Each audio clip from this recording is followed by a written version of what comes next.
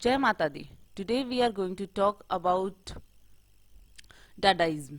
डाडाइज्म क्या है, डाडाइज्म में मतलब किस तरीके की चीजें थी। तो फर्स्ट ऑफ ऑल अगर मैं आपको एक पीस ऑफ आर्ट बताऊं, जैसे ये यूरिनल, अगर कोई यूरिनल को भी एक फेमस पीस ऑफ आर्ट बताए तो वो है डाडाइज्म।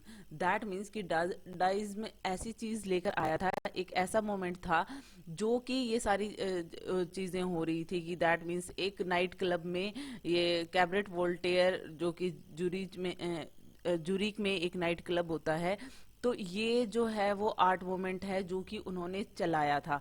दैट मीन्स कि वर्ल्ड वॉर से परेशान होकर कुछ लोगों ने यहाँ पे कैबरेट वोल्टेयर में इकट्ठे होकर स्विट्जरलैंड में इन फरवरी 1916 उन्होंने ये मूवमेंट शुरू किया। इस मोमेंट में था क्या, 1960 में 16 में जो इन्होंने शुरू किया था जूरिक में, कि इसमें वो लोग जो भी वर्ल्ड वॉर फर्स्ट में हुआ था, जो भी कुछ उन्होंने देखा था, जो भी पॉलिटिक्स चीजें हो रही थी, पॉलिटिकल चीजें, वो उन्हें पसंद नहीं आई थी। और वो जो टेरर से निकल के आए थे वर्ल्ड वॉर के फर्स्ट से, और यहाँ पर जो इकट्ठा हुए थे, ये अलग अलग जगह से आए थे स्विट्जरलैंड से। और यहाँ पे एक नया आर्टिस्टिक ग्रुप उन्होंने बनाया था जिसको उन्होंने डाडा कहा। दैट मीन्स कि ये जो डाडा जो मोमेंट के ये जो आर्टिस्ट थे जिन्होंने कि ये सारी चीजें कि ऑल ओवर ये इकट्ठे हुए थे, यूरोप से इकट्ठा हुए थे, जिसमें ट्रिस्टन ज़ारा थे, मार्शल जेंको थे। दैट मीन्स ये अलग अलग जगह से आए थे ये सारे, और आकर यहाँ पे यूरोप में इकट्ठा हुए थे, क्योंकि ये सब वर्ल्ड वॉर फर्स्ट में जो भी कुछ इन्हें हानि हुई थी वो, और या फिर जो भी चीजें हो रही थी वो उन्हें बिल्कुल भी पसंद नहीं आ रही थी। That means war time politics, capitalism, इन सब से वो दूर रहना चाहते थे, इसलिए इन्होंने ये आर्टिस्टिक ग्रुप बनाया था। ये वॉर को तो अपोज कर रहे थे और एक नया और अल्टरनेटिव आर्ट प्रैक्टिस स्टार्ट करना चाहते थे। दैट मीन्स ये ऐसी आर्ट बनाना चाहते थे जो कि ये अवांट गार्ड आर्टिस्टिक, दैट मीन्स कि बिल्कुल बियॉन्ड बाउंड्रीज, ऐसी आर्ट जो कि बाउंड्री से कहीं बढ़कर हो, इतनी क्रिएटिव हो। यहाँ पे ये जो यहाँ पे यूरोपियन क्लाइमेट में रहते हुए वो इन सब चीज़ों को अपनाना चाह रहे थे, जो कि वॉर पॉलिटिक्स को छोड़कर वो इन सबको वो डिनाय करके, दैट मीन्स इनको बिल्कुल भी वो चीज़ें पसंद नहीं आ रही थी। और यहाँ पर ये जो है नॉन ट्रेडिशनल आर्ट है, नॉन सेंसिकल कंटेंट को यूज़ करके वो बनाना चाह रहे थे। जैसे ही वो हर चीज़ के एंटी थे, एंटी वॉर, एंटी नेशनलिस्ट, क्योंकि वॉर से उन्हें कोई लेना देना ही नहीं था, एंटी मैटेरियलिज्म। इसी तरीके से जैसे हमने सरलिज्म भी देखा था, आंद्रे ब्रेटन जो इसमें थे, वो भी सरलिज्म जो है वो डाडाइज्म से ही निकला है। दैट मीन्स कि यहाँ पे जो डाडाइज्म में अगर आप देखो तो ये क्या था, एक्चुअल में डाडाइज्म का मतलब होता है कि कोई रूल्स को फॉलो नहीं करना है, कोई भी चीज़ों को, ट्रेडिशनल चीज़ों को फॉलो नहीं करना है, कोई भी आइडियाज़ को फॉलो नहीं करना है। दैट मीन्स कि जो चले आ रहे हैं उनको सब कुछ, जो रीजनेबल चीज़ें हैं उनको सबको डिस्ट्रॉय करना है। जैसे कि यहाँ पे जीन हार या फिर आप हंस आप कहते हो, वो ये कहते हैं, एक फ्रेज बोलते हैं कि Dada is for the senseless which does not means nonsense. That means senseless तो है बट नॉन सेंस, और किस फॉर्म में है nonsense, Dada is senseless like nature, Dada is for nature and against art. Okay, ये उनका ये famous lines हैं जीन आपकी, और वो यही कहते हैं कि मतलब नेचर की तरह सेंसलेस है, दैट मीन्स कि नॉन सेंस नहीं है। तो ये कुछ भी कर रहे थे, जो भी इस मोमेंट में जो ये डाडाइज्म के जो आर्टिस्ट थे, ये मतलब डिफरेंट डिफरेंट चीज़ों को फॉलो कर रहे थे। नाम पे अगर हम जाएं तो नाम तो अगर डाडा का मतलब तो कुछ भी नहीं होता, नथिंग, या फिर आप कह सकते हो कोई बेबी डाडा बोलता है तो वो भी आप कह सकते हो, रॉकिंग हॉर्स कह सकते हो आप, ऐसी चीज़ें कह सकते हो, मतलब हॉबी हॉर्स कह सकते हो।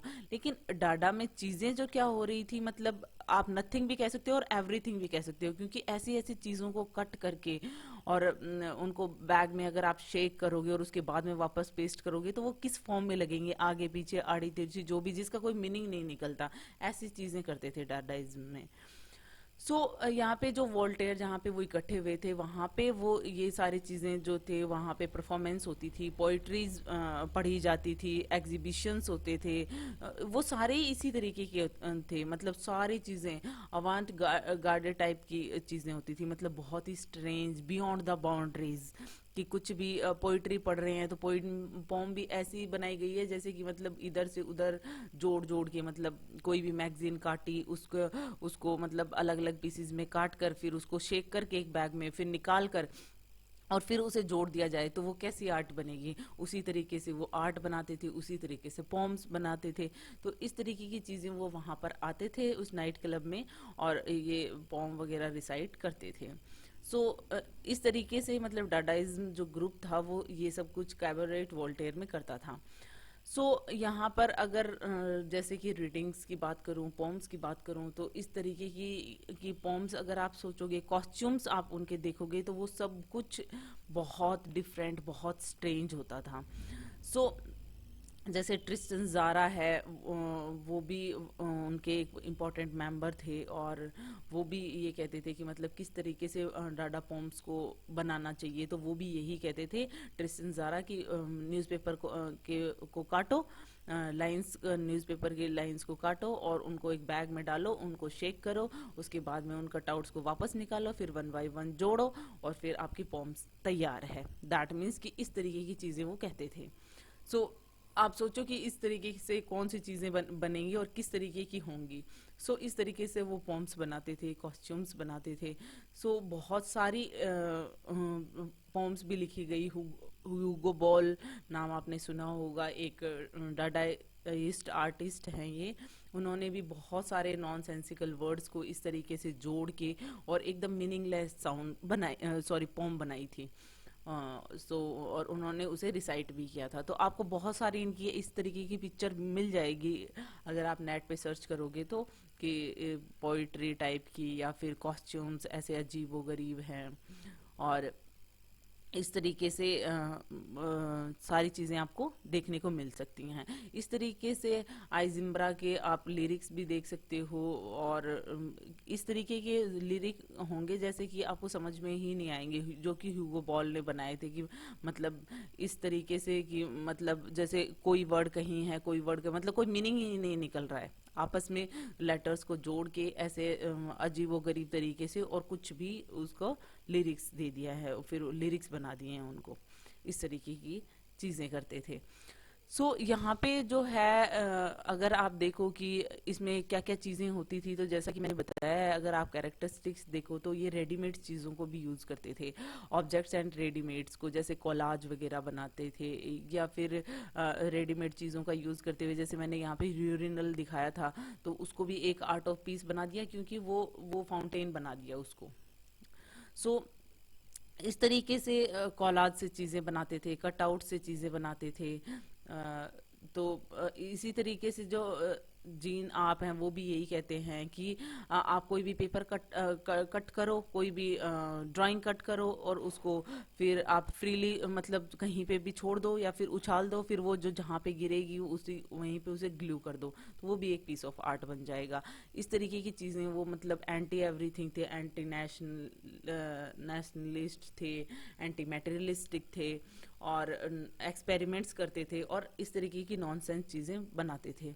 सो यहाँ पे जो है अलग अलग उसके बाद में बहुत सारी, जूरिक को छोड़ के भी बहुत सारी, जैसे पेरिस, न्यूयॉर्क सिटी, इस तरीके की जगह पे भी ये सारी चीज़ें बढ़ने लगी। दैट मीन्स डाडाइज्म बढ़ने लगा और यहाँ पे बहुत सारे ग्रुप बन गए, अलग अलग पर्सन्स जो लीड करते थे।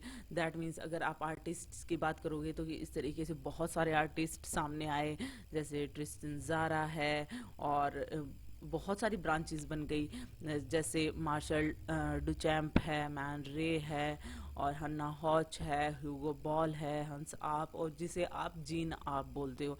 तो ये सारे जो हैं ये तो इम्पॉर्टेंट आप आर्टिस्ट कह सकते हो इस मोमेंट के डाडाइज्म के, बट और भी थे जो कि इनमें आर्टिस्ट, और आप देखें तो कि अलग अलग जगह पे ये लोग अपने चीज़ों को एग्जिबिट करते थे।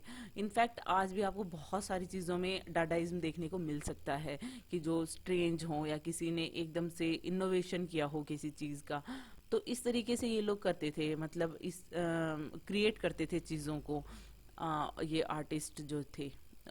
और यहीं से निकलकर जो कि सरलिज्म भी मैंने वीडियो डाला है सरलिज्म पे, तो सरलिज्म जो है वो भी इसी से निकल के आया है। दैट मीन्स उसमें भी इसी तरीके की स्ट्रेंज चीजें हो रही थी, मतलब कुछ भी अनकॉन्शियस माइंड में आ रहा है वो पिक्चराइज हो रहा था वहां पे। लेकिन यहाँ पे तो आप ये देख रहे हो कि कुछ भी चीज हो रही है, दैट मीन कट आउट से, कॉलाज से, फोटोज लेकर उसको मतलब किस तरीके से न्यूज़पेपर मैगजीन्स को काट के भी आर्ट बनाई जा रही है। या फिर आप ये देख रहे हो यूरिनल को भी फाउंटेन बनाया जा रहा है। इस तरीके की चीजें यहाँ पे देखने को मिल रही थी डाडाइज्म में। सो इस तरीके से जैसे हन्ना होच भी एक इम्पॉर्टेंट फिगर हैं, या फिर आप कह सकते हो इम्पॉर्टेंट आर्टिस्ट हैं इस मोमेंट को लेकर, कि वो किस तरीके से नई चीज़ों को क्रिएट करते थे। वो भी इसी तरीके से कि कटआउट्स को लेके और इन सब चीज़ों को लेके वो बनाते थे। यहाँ पे अगर हम देखें कि कुछ और किस तरीके के वर्क्स हो रहे थे, तो जैसे मार्शल डुचैम्प का जो फाउंटेन है, जो कि अभी हम बात कर रहे थे, जो कि यूरिनल से फाउंटेन को, तो आप पिक्चर में देख सकते हो, तो ये उन्होंने बनाया है। इस तरीके से construction for noble ladies by Kurt Schwitters, और राउल हॉसमैन का द मैकेनिकल हैड हैंड्स आप, या फिर जीन हाफ का शर्ट फ्रंट एंड फॉर्क, इस तरीके की चीजें आप देख सकते हो। यहाँ पे जैसे मैंने ह्यूगो बॉल के का एग्जांपल दिया था, उसके कॉस्ट्यूम देखो आप, जब वो करवाने में जो पोम है वो रिसाइट कर रहे हैं, उस टाइम पे किस तरीके के कॉस्ट्यूम हैं, वो जब पोम रिसाइट कर रहे थे। और Andre Britain egg in the church और द स्नेक मैन रे की भी आप देख सकते हो। ये सारे इनके आर्ट पीस हैं। इनमें से मैं कुछ आपको यहाँ पे दिखाती हूँ, जैसे कि ये यूरिनल को फाउंटेन मार्शल डुचैम्प का जो है।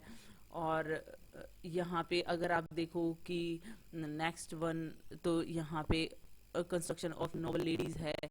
यहाँ पे जो मैंने बताया था कोलाज से किस तरीके से वो चीज़ों को बनाते थे, मतलब कुछ भी कहीं पे चिपका रहे हैं, तो कुछ ऐसी चीज़ें होती थी डाडाइज्म में। तो आप इसको देख सकते हो कि ये कहाँ पे, अगर कोई इंसान कोई आर्टिस्ट पिक्चर बनाता है तो वो इस तरीके की होती है क्या। तो ये सारी चीजें होती थी। और आप देखना चाहते हो तो ये है द मैकेनिकल हेड। तो इस तरीके की चीजें आपको डाडाइज्म में देखने को मिलेगी। तो होप आपको ये समझ में आया होगा कि ये बिल्कुल उस टाइम की मतलब हिस्ट्री में ऐसी चीजें नहीं हुई थी। ये बिल्कुल ही ये ऐसा आर्ट था जो बिल्कुल ही स्ट्रेंज था।